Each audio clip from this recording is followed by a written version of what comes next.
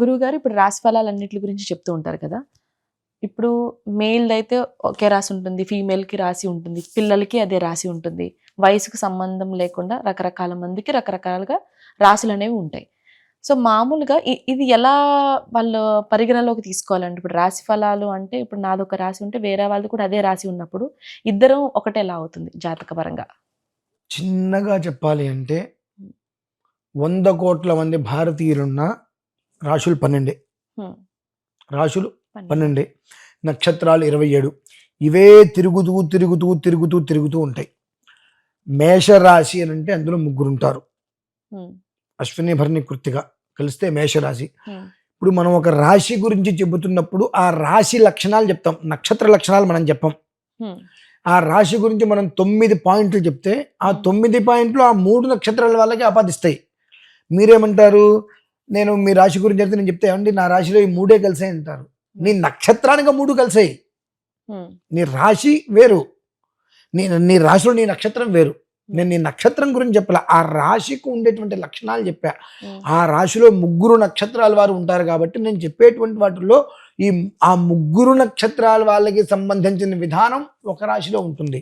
కానీ ఒక లగ్నం ఉంటుంది, ఆ లగ్నంలో మాత్రమే తన జీవితం ఏంటనేటువంటిది విషయం చెప్పబడి ఉంటుంది. మీ ఒక్కరి గురించి మీరు తెలుసుకోవాలనుకుంటే మీ యొక్క డేట్ ఆఫ్ బర్త్ జాతకం అవసరం. నా రాశి ఏంటి ఎలా ఉంది అనుకోవడానికి మీ రాశి గురించి నేను చెప్పట్లా, ఆ రాశి ప్రభావం, ఓకే. ఆ రాశి గమనం ఎలా ఉంది, ఇది మీ రాశి అండి మీ రాశి ఎలా ఉంటుందో నేను చెప్పట్లే. ఈ నెలలో ఈ రాశి ఎలా ఉండబోతుంది, ఆ రాశి యొక్క తత్వం ఏంటి, ఆ రాశి లక్షణం ఏంటి, ఆ రాశి ఏ రకంగా అది వర్ణన తిరగబోతుంది, సో అది ఎట్లా ఉంటుంది, ఆ రాశిలో గల నక్షత్రాల వారు ఎవరైతే ఉంటాయో వారందరికీ కూడా అవి ఏర్పడటం జరుగుతుంది. మన రాశి ఫలాలు ఈ రకంగా తీసుకోవాలి మనం. అయితే ఇప్పుడు జాతక పరంగా తీసుకుంటే మీరు ఎలా చెప్తారండి?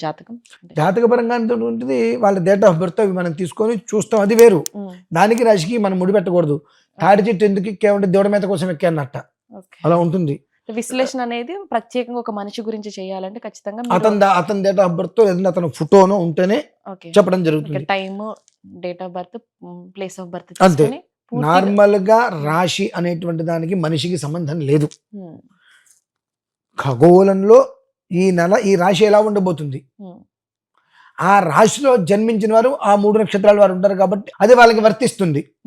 సో ఈ రాశి ఇలా ఉంటుంది అన్నప్పుడు ఆ రాశిలో ఉండేటువంటి నక్షత్రం వాళ్ళు ఎవరెవరైతే ఉంటారో వారు తెలుసుకొని ఓకే ఈ రాశి నాది కదా, ఓకే ఏం చెప్పిన దాంట్లో ఇవి నాకు వచ్చినాయి కాబట్టి నేను ఈ రకమైన జాగ్రత్తగా ఉంటే నాకు బాగుంటుంది అని తనకు తాను నిర్ణయం తీసుకోవాలి ఈ విషయం.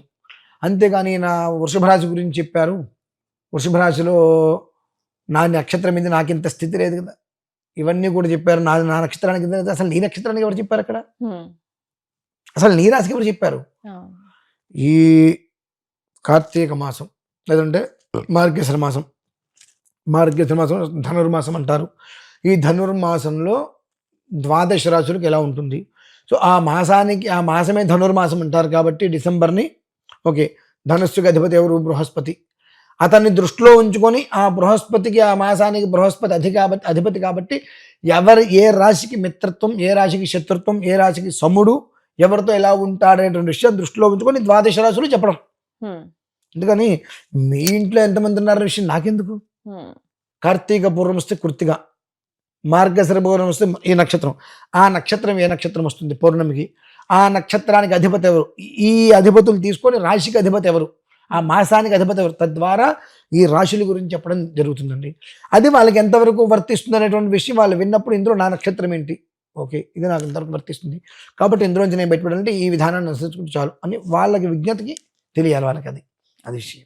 గురువుగారు ఇప్పుడు నాదొక నక్షత్రం ఉందనుకోండి, వేరే వాళ్ళది కూడా అదే టైంలో అదే ప్లేస్లో పుట్టారు. సో అంటే ఎలా క్యాలిక్యులేట్ చేస్తారు? ఒకే రోజున ఇద్దరు మనుషులు ఒకేసారి పుడితే, ఒకరు ఫీమేల్ అయ్యండి ఒకరు మేల్ అయ్యండి, లేదా ఇద్దరు మేల్స్ అయి ఉంటే ఒకే ప్లేస్లో పుడితే, ఒకే టైంలో పుడితే చాలా సింపుల్ అమ్మా, చెప్పినంత తేలిగ్గా అది వేయటం, ఆలోచించటం. ఎందువలనంటే ఒక మనిషి జాతకం మనం వెయ్యాలి అంటే అతను పుట్టిన సమయం తీసుకోవాలి, ఆ రోజు నక్షత్రం ఎన్నింటి వరకు ఉంది, ముందు రోజు ఎన్నింటికి వచ్చింది, లేదంటే ఈ రోజు ఎన్నింటికి వచ్చింది, రేపు ఎన్నింటి వరకు ఉంటుంది, ఆ నక్షత్రం టోటల్గా ఎన్ని గంటలు ఉందో ముందు మనం లెక్క వేసుకోవాలి. ఒక్కొక్కసారి 20 గంటలు, ఒక్కోసారి 28 గంటలు కూడా నక్షత్రం ఉంటుంది. నక్షత్రాల్లో పెద్ద నక్షత్రాలు చిన్న నక్షత్రాలుగా గంటలు పెరిగితే తగ్గిపోతాయి. ఎన్ని గంటలు ఉందో తీసుకోవాలి. తీసుకున్న తర్వాత పుట్టిన సమయం కాలిక్యులేషన్ చేసుకొని పుట్టిన సమయానికి ఎన్ని గంటలు వెళ్ళిపోయింది, ఎన్ని గంటలు ఉంది, ఈ చెప్పినంత తేలిక కదమ్మా. ఇవి తీసుకుంటున్నప్పుడు వాళ్ళకు ఒక పుట్టిన సమయానికి ఒక పుష్కరణి అని ఉంటుంది, లగ్నం. ఈ సమయంలో జన్మించారు. మీరందరూ ఏమంటారంటే మనిషి జన్మించి బయటికి వచ్చేసిన తర్వాత రాసుకుంటారు. మాకేంటంటే మాకు శిరోదయం, శీర్షోదయం అంటే ఎప్పుడైతే కనుక గర్భంలోంచి పిల్లవాడు బయటకు వచ్చేటువంటి తన యొక్క శరీరం కానీ తన యొక్క శిరస్సు కానీ శరీరం కానీ భాగం బయటకు ఎప్పుడైతే కనిపిస్తుందో అదే సమయం. అది ఒక పుష్కరణి. అది ఎవరికి ఉండదు. తీసుకున్నప్పుడు మీరు మాకు ఉదయం 8 గంటల 8 నిమిషాలు అంటారు, మేము 1.5 నిమిషం ముందే లెక్కేసుకుంటాం. ఎందువల్లనంటే మాకు శీర్షోదయము శరీరంలో ఏదో ఒక భాగం తన ఆ మాతృమూర్తి యొక్క దేహం నుంచి బయటకు వచ్చేటువంటి భాగం ఏదైతే ముందు బయటకు వస్తుందో అది మాకు సమయం. పూర్తిగా డెలివరీ అయిపోయేటువంటి దానికి 1 నిమిషం మేము ముందుకే 1.5 నిమిషం వరకు ముందుకు వేసుకొని లెక్క వేసినప్పుడు అందులో పుష్కరణి ద్వారా తన జీవితం ఏమిటి. 2, పిల్లలకి 11 సంవత్సరాలు రాందే పూర్తి జాతకం కూడా వేయించకూడదు. 11 సంవత్సరాలు బాలారిష్టాలు ఉంటాయి, చెప్పకూడదు ముందు. తత్కాల గ్రహ సంపత్తి అని ఉంటుంది. పుట్టగానే అతనికి ఏం నడుస్తుంది ఏంటిని తెలుసుకోవటం కోసమే తత్కాల గ్రహ సంపత్తి, అది మాత్రం వేసి వదిలేయాలి. అంతేగాని పుట్టగానే వాడికి 70 ఏళ్ళ చరిత్ర రాయకూడదండి.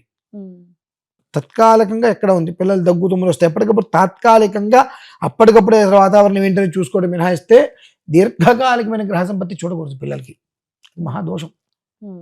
కాబట్టి ఎట్లా పడితే ఎట్లా నేను చూసేస్తాను, మీరు నాకు డేట్ ఆఫ్ బర్త్ ఇచ్చారు, మినిమంగా ఒక 8 రోజుల సమయం పడుతుందండి. మనిషి యొక్క జీవిత చక్రం మొత్తాన్ని కూడా తెలుసుకొని వ్యవస్థ చేయాలి అంటే మీ డేట్ ఆఫ్ బర్త్ నాకు ఇచ్చిన తర్వాత ఆ సమయంలో అది నాకు రహితమైందా లేదా, నెంబర్లు నాకు ఎంత వచ్చినాయి, 3, 5, 7, 9 వచ్చిందా ఓకే నేను వెంటనే మొదలు పెట్టచ్చు, రాలేదు దాన్ని పక్కన పడేయాలి.